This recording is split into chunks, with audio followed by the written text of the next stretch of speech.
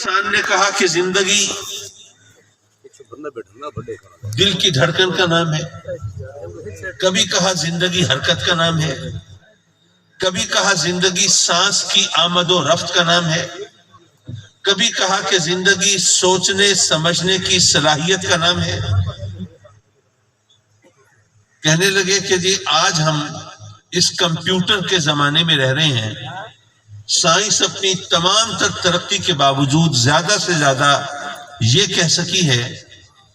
وہ امریکہ میں کام کرنے والے تھے، انگریزی کا ایک جملہ انہوں نے بولا، کہنے لگے کہ ہم زیادہ سے زیادہ یوں کہہ سکتے ہیں کہ that RNA which is capable of division by itself is alive۔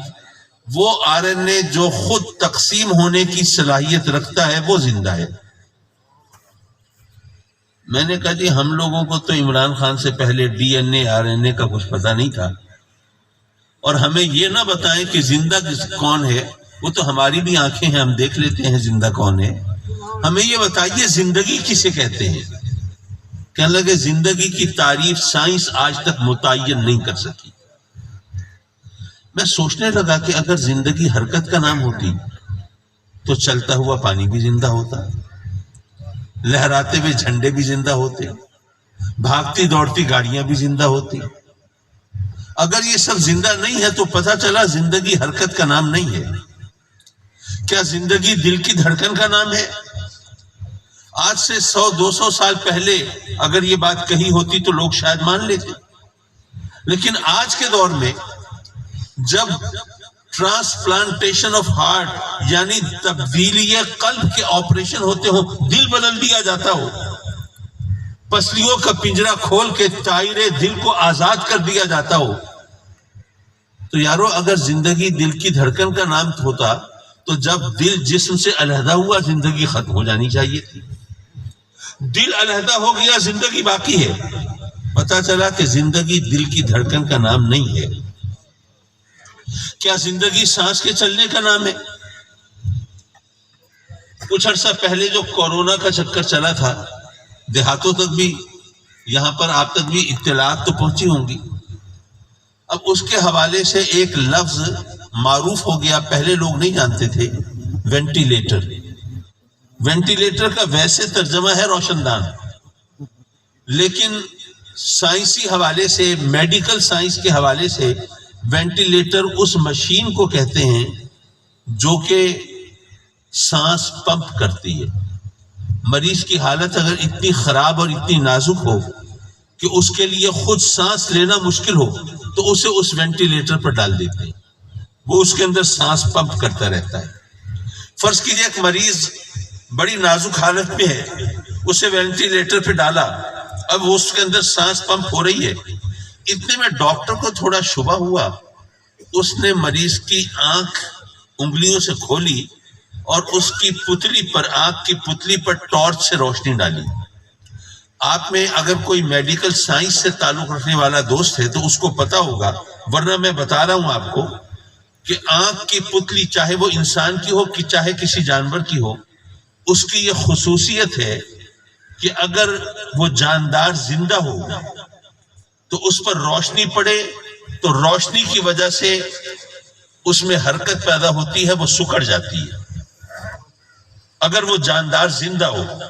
لیکن اگر وہ مر چکا ہے تو پھر اس سے یہ صلاحیت چھن جاتی ہے، روشنی پڑے بھی صحیح تو آنکھ کی پتلی میں حرکت نہیں ہوتی۔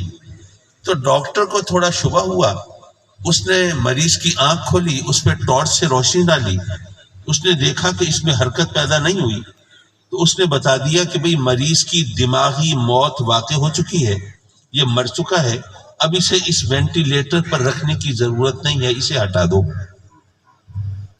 یارو اگر سانس چلنے کا نام زندگی ہوتا تو مصنوعی طریقے سے صحیح، مشینوں کی مدد سے صحیح سانس تو چل رہی تھی تو مریض زندہ ہونا چاہیے تھا۔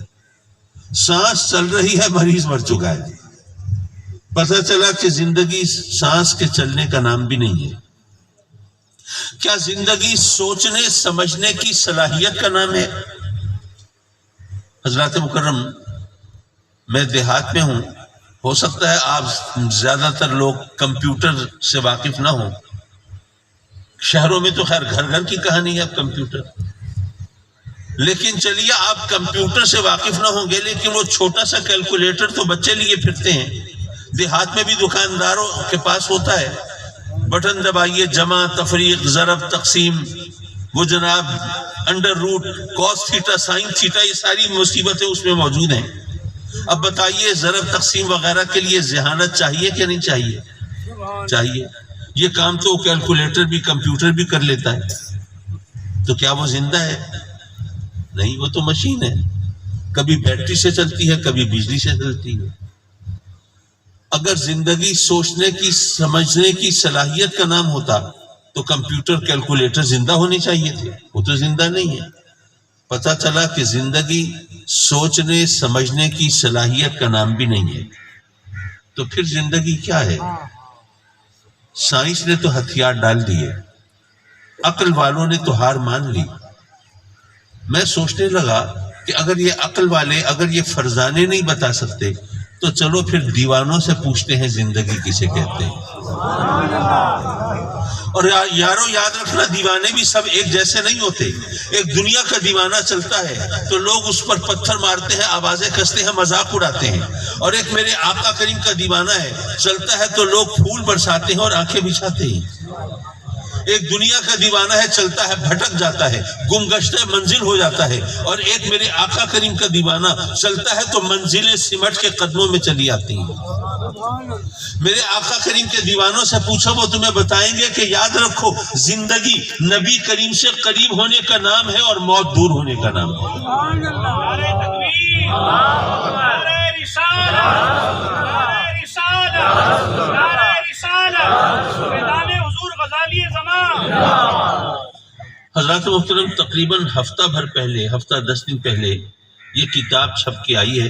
یہ میری پہلی تصنیف ہے اور اس کا ذرا تھوڑا سا ہلکا سا 2 جملوں میں تعارف کراتا چلوں. میرے والد گرامی رحمت اللہ علیہ تفسیر لکھ رہے تھے تو میں نے ان کی خدمت میں عرض کی کہ جی بعض لوگ مذاق اڑاتے ہیں اور دین کو مذاق کا نشانہ بناتے ہیں اور کہتے ہیں جی آپ بڑی بات کرتے ہیں جنت کی، جنت ایسی ہوگی ویسی ہوگی، تو ذرا بتائیے کہ جنت میں مردوں کے لیے تو حوریں ہوں گی، عورتوں کے لیے کیا ہوگا؟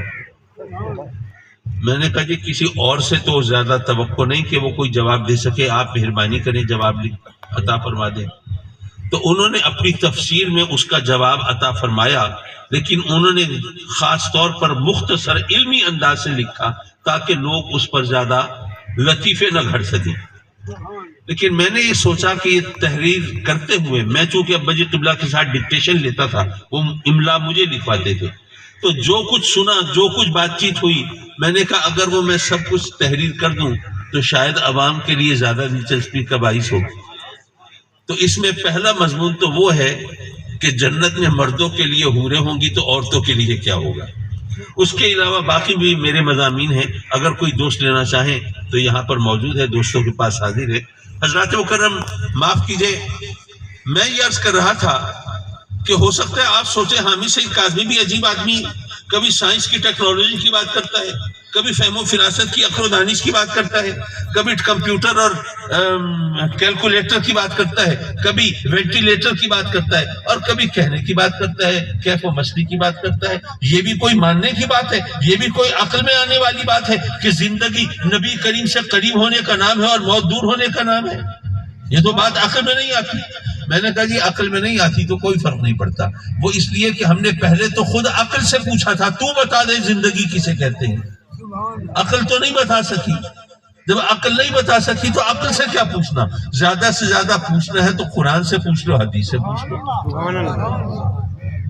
میرے آقا کریم کا فرمان ہے اول من ماتا، جو سب سے پہلے مرا وہ ابلیس ہے. اچھا آقا کریم کا فرمان تو سر آنکھوں پر، لیکن ویسے اگر میں آپ سے پوچھ لوں کیا خیال ہے، ابلیس مر گیا ہے؟ آپ کہیں گے صحیح مر جاتا تو جان چھوٹ جاتی، نہ فساد ہوتا، نہ ہنگامے ہوتے، نہ جناب یہ اسمبلی کی کشمکش ہوتی، نہ اقتدار کی رسہ کشی ہوتی، نہ دھوکہ دہی ہوتی، نہ منافقت ہوتی، نہ تخریب کاری ہوتی، نہ دہشت گردی ہوتی. یہ زندگی امن و سکون کا گہوارہ ہوتی، کتنے آرام سے زندگی بسر ہو جاتی. لیکن میرے آقا کریم کا فرمان تو غلط نہیں ہو سکتا. تو ماننا پڑے گا کہ ہم سے کہیں سمجھنے میں غلطی ہو رہی ہے. سب سے پہلے جو مرا وہ ابلیس. کیسے؟ وہ وقت یاد کیجئے جب رب کائنات نے حکم دیا فرشتوں کو کہ آدم کو سجدہ کرو. فسجدوا الا ابلیس. تمام فرشتے سجدہ ریز ہو گئے، ابلیس اکڑا کھڑا رہا. اچھا، یہاں آپ کے لیے کچھ نصیحت کا بھی پہلو ہے، وہ عرض کرتا چلوں. ابلیس نے سجدہ نہیں کیا، حکم دولی کی نافرمانی کی. اب نافرمانی کر چکا، حکم دولی کر چکا، لیکن رب کائنات نے یہاں پر گویا کائنات کی پہلی عدالت سجی ہے اور نظام انصاف کا پہلا اصول مرتب ہو رہا ہے. رب کائنات نے ہمیں بتایا کہ اے لوگوں یاد رکھو، ملزم اور مجرم چاہے ابلیس ہو اور انصاف کرنے والا خود رب کائنات ہو، جس سے کچھ چھپا ہوا نہ ہو، جو ہر کچھ جانتا ہو، جو دلوں میں ہے وہ بھی، جو زبانوں پہ ہے وہ بھی، جو چھپاتے ہو وہ بھی، جو دکھاتے ہو وہ بھی، جو نیت ہے وہ بھی، جو عمل ہے وہ بھی، جو سب جانتا ہو، لیکن پھر بھی وہ ملزم کو مجرم کو صفائی کا موقع دیے بغیر سزا نہیں سناتا. ما منعک الا تسجد اذ امرتک. جب میں نے تجھے سجدہ کرنے کا حکم دے دیا تھا، پھر تجھے سجدہ کرنے سے کس چیز نے روکا؟ حضرات مکرم، ابھی اس ابلیس کو سزا نہیں ملی.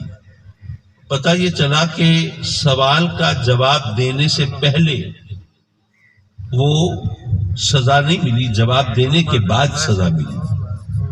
تو ماننا پڑے گا کہ اس کے جواب میں کوئی ایسی بات تھی جس کی وجہ سے سزا ملی. حضرات محترم، رب کائنات نے تو ابلیس پر بھی اپنی رحمت کا اظہار فرمایا. وہ کیسے؟ یہ بات آپ کو عجیب لگ رہی ہوگی، ابلیس پہ رحمت کا اظہار. مجھے ایک دوست بتا رہے تھے کہ آج کل ٹی وی پر ایک پروگرام چل رہا ہے کون بنے گا کروڑ پتی. اس کے اندر وہ جو اینکر پرسن ہے وہ اس کو سوال کرتا ہے، جو سوالوں کے جواب صحیح دے اس کو بڑا لمبا چوڑا انعام ملتا ہے. تو مجھے بتایا کہ سوالوں کے دوران ایسا بھی ہوتا ہے کہ وہ کچھ اشارہ بھی دیتے ہیں ان کو جواب کے لیے، تو اس اشاروں سے وہ صحیح جواب کی طرف ان کو مدد مل سکتی ہے. تو رب کائنات نے ابلیس کو اشارہ دیا، اے ابلیس یہ مت سمجھنا کہ جی میں بڑا عابد ہوں، زاہد ہوں، نیکوکار ہوں، پرہیزگار ہوں. میں نے تو زمین آسمان کا کوئی چپا نہیں چھوڑا جہاں سجدے نہ کیے ہوں، اور آدم کی تو ابھی تخلیق ہوئی ہے، انہوں نے تو ایک سجدہ بھی نہیں کیا. تو میں اتنا عابد و زاہد ہو کر اس کو سجدہ کیوں کروں جس نے ایک سجدہ بھی نہیں کیا؟ اور اے ابلیس یہ خیال بھی مت کرنا کہ میں بڑا پڑھا لکھا ہوں، ڈگری ہولڈر ہوں، عالم فاضل ہوں، میں فرشتوں کا پروفیسر ہوں، استاد ہوں، فرشتوں کو پڑھاتا ہوں.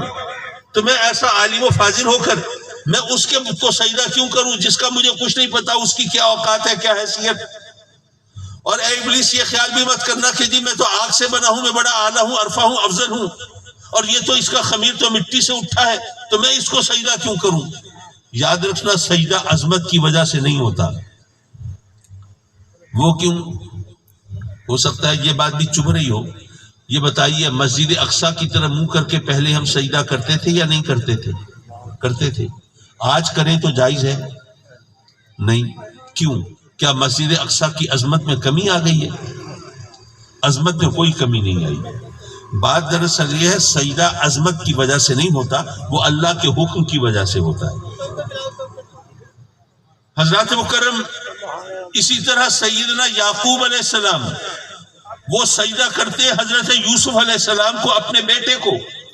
علماء تشریف فرما ہے، ان سے پوچھئے مرتبہ حضرت یعقوب کا بلند ہے، لیکن سجدہ بھی حضرت یعقوب کر رہے ہیں حضرت یوسف کو، اپنے بیٹے کو. اگر سجدہ عظمت کی وجہ سے ہوتا تو معاملہ الٹ ہوتا، لیکن نہیں، سجدہ عظمت کی وجہ سے نہیں ہوتا، اللہ کے حکم کی وجہ سے ہوتا ہے. یہ بتاؤ اللہ کی عظمت میں کبھی کمی ہو سکتی ہے؟ نہیں، کبھی نہیں ہو سکتی. لیکن جب سورج طلوع ہوتا ہو یا غروب ہوتا ہو یا زوال کا وقت ہو، اس وقت کوئی سجدہ کرنے لگے جو مسئلے سے واقف ہے، وہ روکے گا کہ نہیں؟ کیوں روک رہے ہیں؟ وہ کہے میں کوئی غیر اللہ کو سجدہ نہیں کر رہا، میں بتوں کی پوجا نہیں کر رہا، میں تو اللہ کی بارگاہ میں جبین نیاز کو جھکانے لگا ہوں، پھر کیوں روکتے ہو؟ تو اس کو بتایا جائے گا کہ سجدہ عظمت کی وجہ سے نہیں ہوتا، اللہ کے حکم کی وجہ سے ہوتا ہے۔ اس وقت اللہ کا حکم یہ ہے کہ مجھے بھی سجدہ مت کرو۔ تو اللہ نے ابلیس کو بھی اشارہ دے دیا، ما منعک اللہ تسجد اذ امرتک، جب میں نے حکم دے دیا تھا پھر تو نے سجدہ کیوں نہیں کیا؟ لیکن اس نے چونکہ راندہ درگاہ ہونا تھا، ملون و مردود ہونا تھا، اس نے وہی جواب دیا، انا خیر منہ، میں آدم سے بہتر، خلقتنی من نار و خلقتہ من طین، تو نے مجھے آگ سے بنایا، آدم کو خاک سے بنایا، میں اعلیٰ میں عرفہ میں اشرف میں افضل، میں آدم کو کمتر کو سجدہ کیوں کروں؟ اگر آپ غور کریں، معاف کیجیے خشک بحث میں ابھی 2 منٹ میں سمیٹنے لگا ہوں اور پھر ذوق کے حساب سے اور نصیحت کے حوالے سے بات کر کے اپنی بات ختم کرتا ہوں۔ اگر آپ غور کریں تو سوال جواب یہاں بھی ہو سکتے تھے۔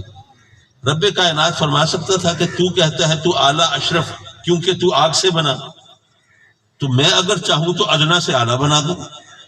آپ کاشتکار لوگ ہیں، آپ فصلیں اگاتے ہیں، مٹی سے فصل اگتی ہے، یہ گندم، یہ اجناس، یہ اسمار، یہ پھل فروٹ، بلکہ چلغوزے بھی مٹی سے اگتے ہیں نا۔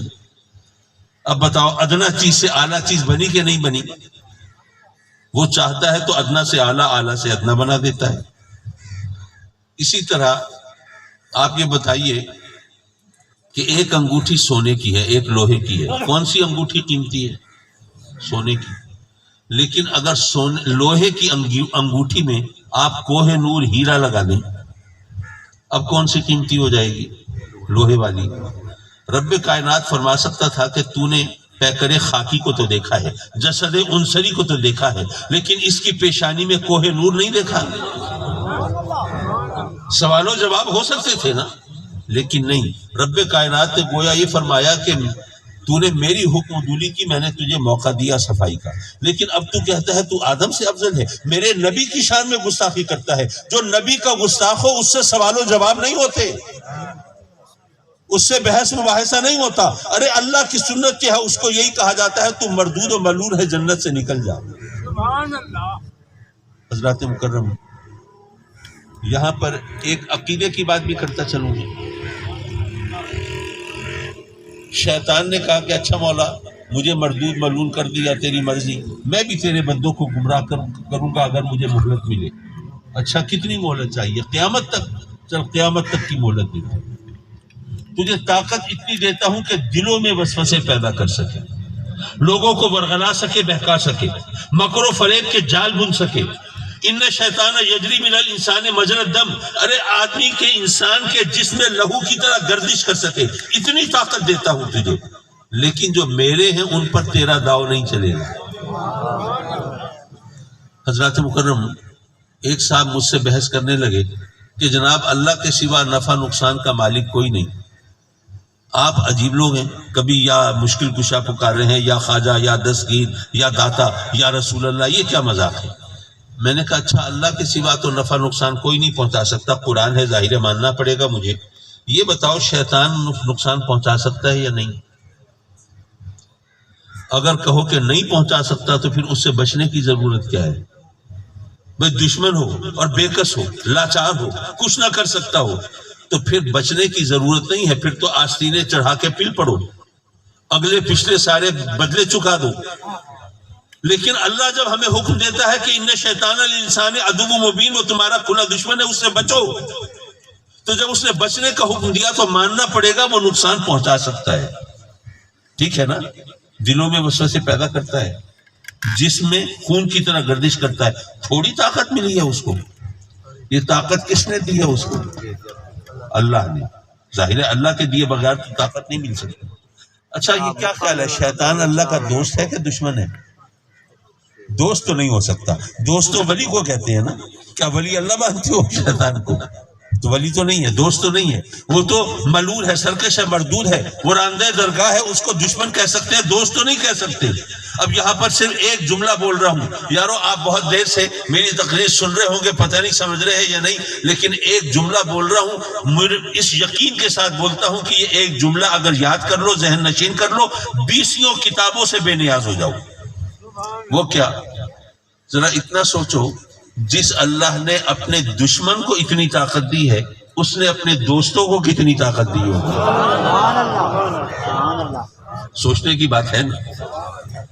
معاف کیجئے، میں یہ عرض کر رہا تھا کہ جب اللہ نے حکم دیا سجدہ کرنے کو تو علماء نے مفسرین نے وضاحت کی کہ سجدے کا حکم وہ اس حضرت آدم علیہ السلام کے لیے نہیں تھا، دراصل اس نور محمدی کے لیے تھا جو آپ کی پیشانی میں جلوہ فگن تھا. اور اس نور سے سب سے پہلے منہ پھیرنے والا ابلیس ہے، سب سے پہلے روح گردانی کرنے والا ابلیس ہے، سب سے پہلے دور ہونے والا ابلیس ہے، سب سے پہلے مرنے والا ابلیس ہے، کیونکہ زندگی میرے آقا کریم سے قریب ہونے کا نام ہے اور موت دور ہونے کا نام ہے. حضرات مکرم، ہو سکتا ہے کوئی لوگ کہہ رہے ہوں کہ یار یہ حدیث پتہ نہیں کہاں سے لے آئے، پہلے تو کبھی سنی بھی نہیں تھی، اور حدیث پتہ نہیں یہ سیاستہ میں ہے بھی یا نہیں. چلو حدیث کی بات چھوڑیے، قرآن کو تو مانتے ہیں نا. قرآن میں رب کائنات نے فرمایا کہ اے محبوب یہ کافر تیرا کلمہ نہیں پڑھتے، تیرا پیغام قبول نہیں کرتے، صراط مستقیم پر نہیں آتے، یہ ہدایت نہیں لیتے، تو اے محبوب تو ان کا غم کھاتا ہے، ان کے لیے غمگین ہوتا ہے، رنجیدہ ہوتا ہے، تجھے ان کی فکر کھائی جاتی ہے، جہنم کا ایندھن بننے جا رہے ہیں. اے محبوب ان کافروں کا دکھ نہ لے، ان کا غم نہ کھا، ان کی کیا حیثیت ہے، یہ تو مردہ ہیں. تو مردوں کو مردہ اگر جہنم میں بھی ڈال دیں اس سے کیا فرق پڑتا ہے؟ تو ان کافروں کا غم نہ کھا، یہ کافر مردہ ہیں. مولا یہ کافر مردہ ہیں، یہ کھاتے پیتے چلتے پھرتے اٹھتے بیٹھتے سوتے جاگتے، جنہوں نے ہمارا جینا حرام کیا ہوا یہ مردہ ہیں. رب کائنات نے گویا یہ فرمایا کہ اے محبوب جو تجھ سے دور ہے وہ زمین پہ چلتا پھرتا ہو تب بھی مردہ ہے، اور جو تجھ سے قریب ہو وہ اپنی قبر میں ہو تب بھی زندہ ہے. اگر ابھی بھی کوئی اگر مگر چل رہا ہو ذہن میں، چلیے ایک دلیل اور سن لیجئے. کھانا پینا زندگی کی دلیل ہے، بولنا چالنا زندگی کی دلیل ہے، ہنسنا رونا زندگی کی دلیل ہے. جب ابو جہل نے پوچھا آقا کریم سے کہ آپ اگر واقعی اللہ کے نبی ہیں بتائیے میری مٹھی میں کیا ہے، میرے آقا کریم نے گویا یہ فرمایا کہ اگر میں نے بتا دیا تیری مٹھی میں کیا ہے تو پھر بھی بہانے بنائے گا.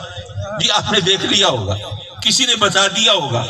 یہ جیسے کہتے ہیں نا لگ گیا تو تیر ورنہ تکے والی بات ہے، بس اندازہ تھا اتفاق سے صحیح ہو گیا. اگر میں نے بتایا تیری مٹھی میں کیا ہے تجھے پھر بھی بہانہ بنانے کا موقع مل جائے گا، لیکن جو کچھ تیری مٹھی میں ہے اگر وہ بتا دے میں کون ہوں.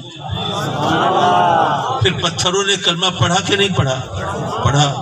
یارو میرے آقا کریم کا قرب تو اگر پتھر کو مل جائے اس کو بھی زندگی مل جاتی ہے. اور وہ وقت بھی یاد کیجئے کہ مسجد نبوی میں کھجور کی لکڑی کا سوکھی ہوئی لکڑی کا تنا ہے کھجور کا. میرے آقا کریم کبھی اس سے ٹیک لگا لیتے ہیں، کبھی ممبر کے طور پہ استعمال فرما لیتے ہیں. صحابہ کرام نے سوچا ہمارے آقا کریم ہیں، ان کے لیے باقاعدہ ممبر ہونا چاہیے.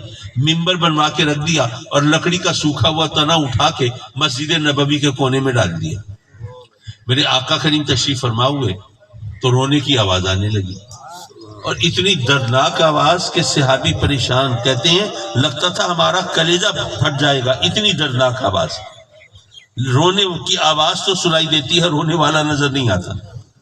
اب اس آواز کو چیز کرتے ہیں، اس کا تعاقب کرتے ہیں، اس کے پیچھے چلتے ہیں تو اس کونے میں پہنچ گئے جہاں وہ سوکھا ہوا تنا کھجور کی لکڑی کا پڑا ہے. جب یقین ہوا کہ اسی سے آواز آ رہی ہے میرے آقا کریم نے اس کو اٹھوایا. اب ہماری زبان میں وہ الفاظ وضع نہیں ہوئے، بس یوں کہہ سکتے ہیں میرے آقا کریم نے اس کھجور کی لکڑی کے سوکھے ہوئے تنے کی اشک شوئی فرمائی، دل جوئی فرمائی، اس کو تسلی دی، دلاسا دیا، اور رفتہ رفتہ اس کی سسکیاں ہچکیاں اور آنسو تھمے. اب بتاؤ رونا دھونا زندگی کی دلیل ہے کہ نہیں ہے؟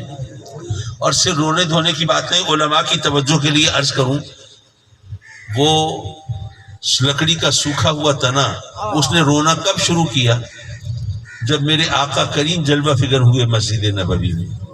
یعنی اس کو رونے دھونے کے ساتھ یہ شعور بھی مل گیا کہ آنسو تبھی بہانا چاہیے جب آنسو پوچھنے والا آ جائے.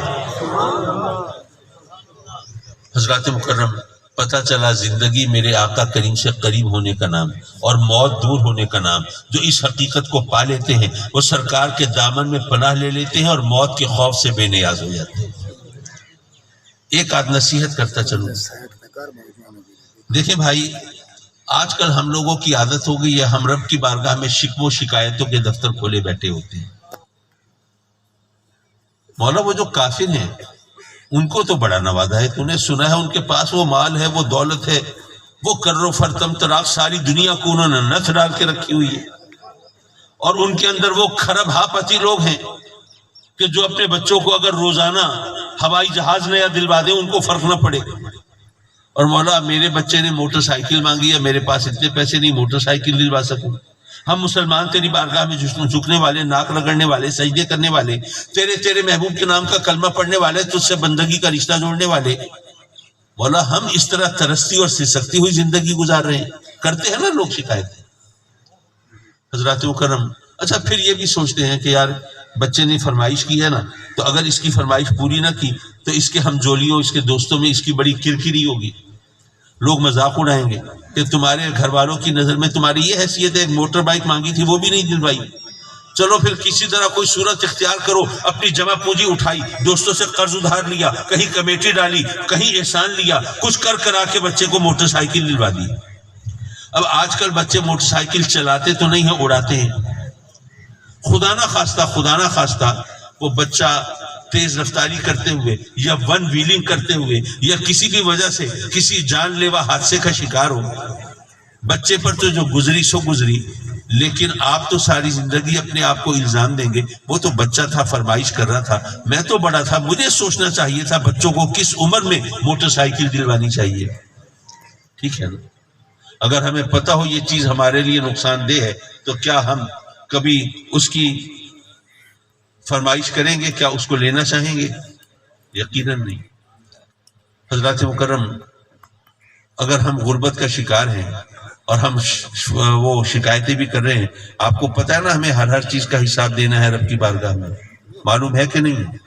اس نے زمین جائیداد دی تو اس کا حساب دینا ہے، روپیہ پیسہ دیا تو اس کا حساب دینا ہے، کوئی عہدہ یا منصب دیا اس کا حساب بھی دینا ہے کہ تم نے اپنی طاقت کو، اقتدار کو کس طرح استعمال کیا۔ اگر اولاد دی اس کا حساب بھی دینا ہے کہ اپنے بچوں کی پرورش کیسے کی، کیا ایک اچھا پکا سچا مسلمان بنایا تھا، رزق حلال پہ پالا تھا، ایک چیز کا حساب تو دینا ہے۔ اچھا فرض کیجئے آپ میں سے میں ایک شخص 2 افراد کو زحمت دوں، ایک کو 100 روپے دوں، دوسرے کو 10 لاکھ روپے دوں، 2-4 مہینوں کے بعد پھر پھیرا لگاؤں، دونوں کو بلاؤں، ہاں بھائی آپ کو 100 روپے دیے تھے، ذرا بتائے آپ نے کہاں خرچ کیے، اور آپ کو 10 لاکھ روپے دیے تھے، آپ بتائے آپ نے کہاں لگائے۔ کیا خیال ہے کس کے لیے حساب دینا آسان ہوگا؟ آج کل 100 روپے تو حساب کتاب میں آتے ہی نہیں ہیں، اس کے لیے بڑا آسان ہوگا۔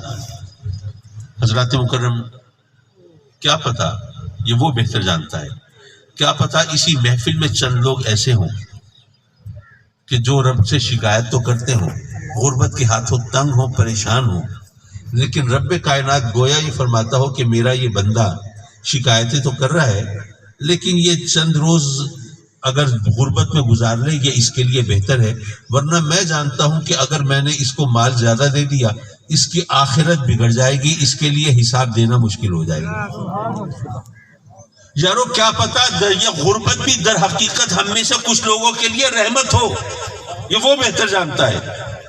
تو اصل میں رحمت کیا ہے کہ ہم اس کی رضا پہ راضی ہو جائیں۔ مولا ہم تو نہیں جانتے کون سی چیز ہمارے لیے بہتر ہے، پر تو جانتا ہے نا، ہم تجھ سے لو لگانے والے، مولا تیری بارگاہ میں سجدہ ریز ہونے والے، اپنی مرضی کو تیری مرضی پر ترک کرنے والے، چھوڑ دینے والے، مولا ہمیں نہیں پتا کیا بہتر ہے، جو تو ہمارے لیے چاہے ہم اس پہ راضی ہیں۔ بندہ اس کی رضا پہ راضی ہو جائے، یہی در حقیقت رحمت ہے۔